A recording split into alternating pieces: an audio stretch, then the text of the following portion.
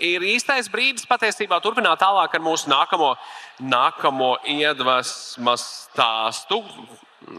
Jūs esat dzirdējuši jau padomus, dažādas idejas, arī iedvesmu, kā doties pretī saviem panākumiem. Bet, ziniet, pārsteigumi, izaicinājumi un neveiksmes ir neatņemama biznesa sastāvdaļa, ar ko būs jāsaskaras ikvienam no jums. Un skaidrs, ka svarīgi, ko ar tām iesākt un kā tās pārvarēt. Kā rīkoties šeit, savā galvā, kā rīkoties pēc tam tālāk vidē, kas notiek, kad plāns neizdodas. To mums izstāstīs LMT viceprezidents mārketinga un biznesa attīstības jautājumos, valdes loceklis, arī zemesargs Ingmārs Puķikungs. Ingmār, gaidu jūs šeit uz skatuves. Sveiki! Man ir kolosāls uzdevums veikt tādu kā terapiju un atbildēt uz fundamentālo jautājumu, ko darīt, kad viss ir pilnīgā tumšā vietā un plāns nav izdevies. Es nezinu, ko darīt. Ja? Es varu tikai jums palīdzēt ar to, kā par to justies. Piemēram, pirmais plāna solis, man izdevās. Pirmais plāna solis būs, vai man būs slaidi. Man ir slaidi, ļoti jauki. Tad, es jau 30 gadus esmu, kā saka, profesionāls un plāns neizdodas laiku pa laikam, bet es pieņemu, ka jūs esat jaunu perspektīvu, ļoti talantīgi plāns, parasti izsāk šitā te. Jums ir plāns un tad uzreiz ir kičink rezultāts. Arī, ja mēs, atveram jebkuru, tur Instagram kontu vai tam līdzīgi, tur ir ļoti daudz tādu skaistu un veiksmīgu cilvēku, kuriem vienkārši viss automatically sanāk. Bet tā reālā bilde par to, ko eventuāli piedzīvo, viņi izsās kaut kādi šitādi. Ja? Un tie cilvēki, kas jums stāsta, ka tas tā nav, viņi vienkārši meļi. Tam nevajag īsti ticēt. Un man liekas, ka vislabāk par to ir runājis kāds amerikāņu filozofs, viņu sauc Maiks Taisons, ka jebkurš plāns ir tikai tik labs, kamēr tu pirmo reizi dabūji vienkārši purni, ja? Un dabūji rīklē. Un tas ir diezgan fundamentāla atziņa, uz ko vienmēr ir jāgatavojās. No manas personīgās pieredzes man arī bija baigais no dzīvības plāns. Es arī biju no vidusskolnieks, pēc tam es biju bakalaurs un matemātiķis, un es dabūju stipendiju no Soros fonda, lai brauktu uz ārzemēm un mācītos bioloģiju un klimata modelēšanu. Bet tad izrādījās, ka bioloģija man izspēlē tādu steli, ka es uzzināju, ka es būšu tētis. Ja? Un man meitene ir palikusi stāvoklī. Un šajā sakrā man plānu mainījās. Es no grāmatu atteicos un sāku meklēt pelnošu darbu un eventuāli kļuvu par sakarnieku. Un tā ir man gadījās vēl trīs reizes. Un tagad es esmu LMT viceprezidents un arī 4 dēlu tēvs. Tad morāli, nezinu, man plāns neizdevās, bet nemaz tik slikti neklājās. Un tāpēc tas, ko jums nemāca ne skolā, un to jums arī nemācīs arī universitātē, bet tas, ko jūs mācāties šeit, tieši te un tagad, jūs tā ziņā esat labākā publika Rīgā uz to brīdi, kas mācās to, kā rodās biznesa idejas. To nemāca nekur. Tāpēc, ka vienmēr visas universitātes un augstskolas ir ļoti gatavas jums mācīt to, kas ir jādara tad, kad ir skaidrs mērķis. Un lielākā daļa pieaugušo cilvēku, ar kuriem es esmu kopā strādājis, ir ārkārtīgi nekomfortabli par jautājumu, kā izdomāt mērķi, uz kurien vispār iet un kas ir jādara. Un ir atsevišķi zinātnieki pasaulē, kas ir pētījuši, kā uzņēmējs nonāk pie mērķa, kā viņš noformulē, kas būs tas uzdevums. Un ir tikai 2 kritiskas lietas.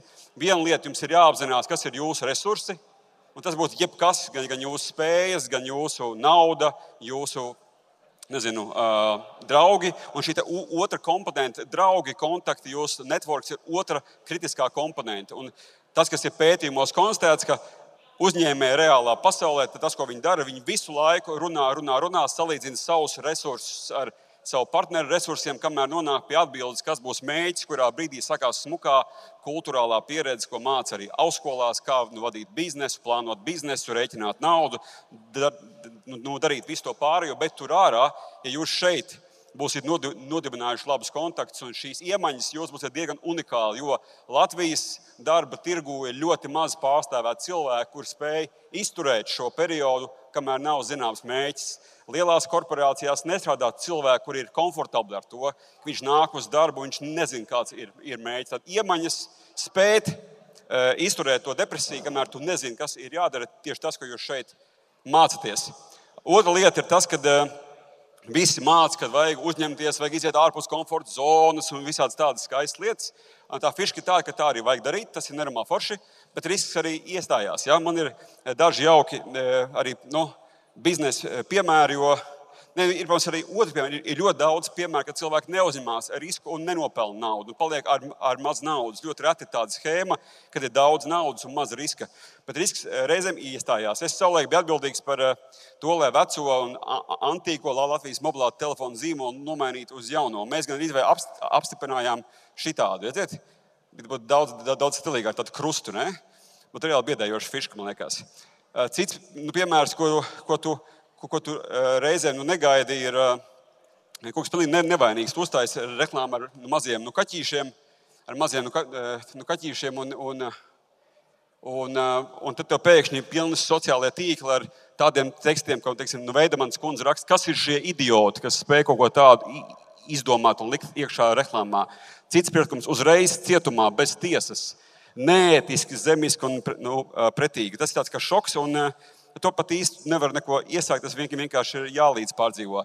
Ir situācijas, kad ir pa īstam īsts risks. Ja es esmu mobilo sakaru operators, jūs esat pa Latviju braucot ievērojuši, ka daudz kur ir tādi kā ir bāzes stacijas, kur apakšā ir tādas mājiņas. Un tajā katrā mājiņā ir iekšā, principā, serveri, daudz datoru. Un kādā sestdienas rītā es pamodos no tā, ka man zvana konferences zvans no kolēģiem, kur sēž jau no 20 drūmu veči priekšā, jo Jēkabpilī ir plūdu un viss mūsu bāzes stacijas aplost. Un tas risinājums tajā brīdī bija pasaules palīgā ugunsdzēsējs, kur uztaisīja tādu kā baseinu, apvilka apkārt tādas piepošamas bojas un izsūknēja ūdeni līdz brīdim, kurā viss būtu aplūdis, palika pāris stunda.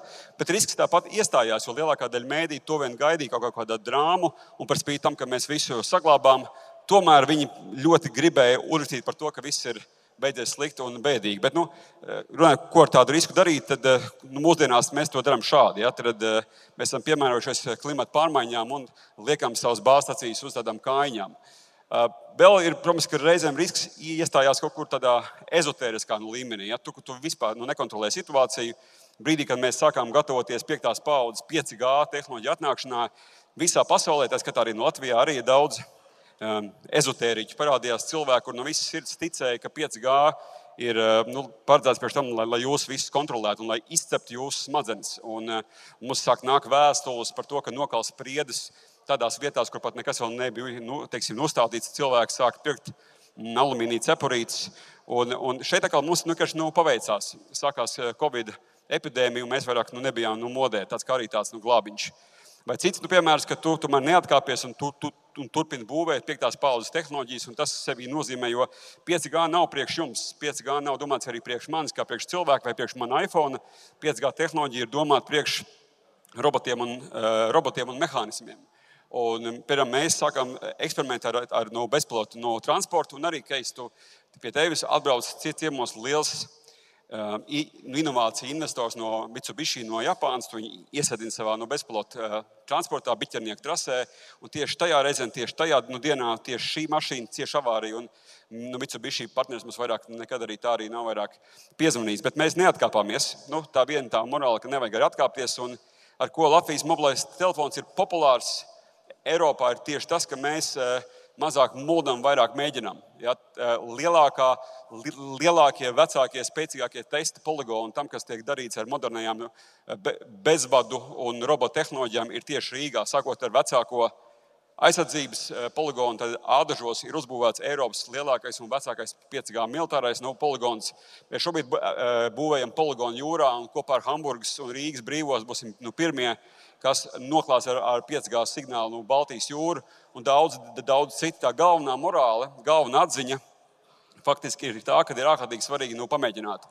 Eiropa un arī Amerika ir pilna ar cilvēkiem, kas vienkārši runā un fantazē par to, kas būs pēc 10 gadiem brīdī, kad tu esi izdarījis kaut ko praktisku, kaut ko nebūtu. Tikko tu esi saskrūvējis to savu ideju, un tu viņu vari vismaz parādīt, tu uzreiz esi milzīgi soli priekšā visiem tiem, kas vienkārši vāvaļo. Un tas attiecas gan uz jums, gan arī uz mani, kā uz lielu uzņēmumu. Tāpēc viena lieta, kas gan ir, ko arī skolā nemāca, es pat teiktu, Latvijas skolās māca pilnīgi pretējo, un atkal jūs esat atnākuši uz īsto vietu. Latvijas skola māca par to, ka ir jābūt prātīgam, nedrīkst lielīties. Un arī mums ir tāda latviešu atziņa, ja, tukša muca tālu skan, un no jums vecāki parasti izdauza no muldēšanu. Ja, tad ir slikti plātīties. Un šī ir galvenā lieta, kas būtu jāizmirst. Tāpēc, ja mēs panalizējam, ko dara mūsu konkurenti, vai, piemēram, ko dara veiksmīgi uzņēmēji Igaunijā, viņam teiksim, ienāk kaut kas prātā, viņš uzreiz taisa preses konferenci. Ko dara Latvijā cilvēki? Viņš 7 gadus rūpīgi pagrabā, perfekcionizēja savu to fišu, un tad tā kauturīgi iznāk no stūrīša. Rekomendāts sanāca, tā nevar darīt. Kāpēc tā nevar darīt? Tāpēc, ja tu neesi uzreiz iznācis uz spotlighta un pieteicis savu tēmu, neviens to nekad neuzzinās. Tu nevari uzzināt, vai šī tēma vispār kādam interesē. Tu nevari dabūt partnerus un nevari dabūt no finansējumu. Attiecīgi, mēs parasti vienmēr pasmējamies par Igauniem. Akal viņi muldi. Bet dienas beigās tu redzi, ka caur šo te runāšanu viņi ir dabūjuši partnerus, dabūjuši no finansējumu un iet uz priekšu straujāk. Tāpēc arī tas, ko mēs iekšēji trenējam, mēs trenējam šo muskuli. Ja man ir jauns biznesa virziens, es cenšos par viņu parunāt pēc iespējas ātrāk. Un ja man uz to neviens nereaģē, tad tas vienkārši mēsls. Nav vajadzīgs tāds. Ja, ja man uz to reaģē, mums bija piemērs ar šo te Eiropas vecāko 5G poligonu. Pirmajā reizē, kad mēs viņu pieteicām visai no pasaulē, tur bija kafijas automāts, 3 karogi, bulciņas pāris, ģenerāļi un viena pārvietojuma bāzes stacija, kur pēc dienas tika arī aizvesta. Mēs palaidām novembrī preses relīzi un uz brīdi aizmirsām par to visu. Bet janvārī atnāca vēstulīte no Pentagona. Mēs arī gribētu atbraukt uz jūsu poligonu. Tas ir šausmīgs stress, un mēs to visu sākām būvēt. Tagad tas ir pa īstam, ir uzbūvēts, mēs esam lieli un duši. Tad tas sākās ar to, ka tu plātījies, kas nav latviska lieta, ko darīt. Tas ir labi plātīties. Mūsu rezultāts mēs arī pirms daudziem gadiem sagatavojām veselu kolektīvu cilvēku, aizsūtījām viņus uz pasaules lielāko izstādi un likām viņiem plātīties. Un mums tīri labi sanāca. Es varētu teikt, tā, ka pēdējos 10 gadu laikā mēs esam dubultojuši savu apgrozījumu. Mums ir 300 miljoni eiro gadā apgrozījums, un šī mūsu pieeja, ka mēs veram vaļā ar vienu jaunu biznesa virzienu, mūs ved pie tā, ka mēs vēl pēc gadiem 6 būsim sasnieguši 500 miljonu apgrozījumu. Tas tieši izriet no šī principa, ka ir maksimāli jābūt kreatīvam, jāmēģina praktiski kaut ko izdarīt un pēc iespējas jāsarunājās ar svešiniekiem.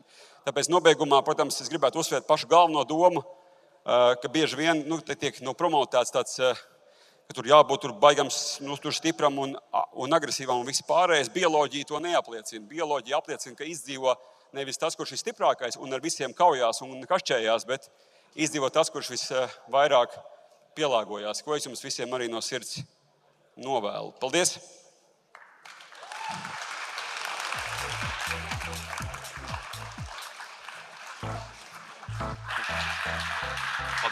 Paldies!